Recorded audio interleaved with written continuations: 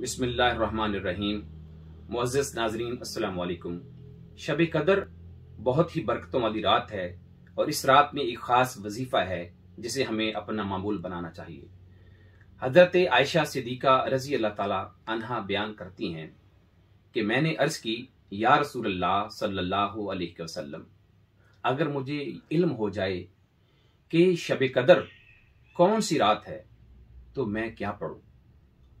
تب نبی کریم صلی اللہ علیہ وآلہ وسلم نے مجھ سے فرمایا کہ عائشہ، اگر تمہیں یہ رات نصیب ہو جائے تو اس رات کا خاص وظیفہ یہ دعا ہے، لہذا اس دعا کو کثرت سے پڑھو۔ اور دعا کیا ہے؟ اللہم انک عفو کریم تحب العفو فاعف عنی۔ بے شک تو بہت معاف فرمانے والا ہے، تو کرم فرمانے والا ہے، تو عفو کو پسند کرتا ہے، بس مجھ سے بھی درگزر فرما۔ اللہ رب العزت ہمیں اس رات کو پانے اور اس رات میں اس وظیفے کو اپنا معمول بنانے کی توفیق عطا فرمائے۔ آمین یا رب العالمین۔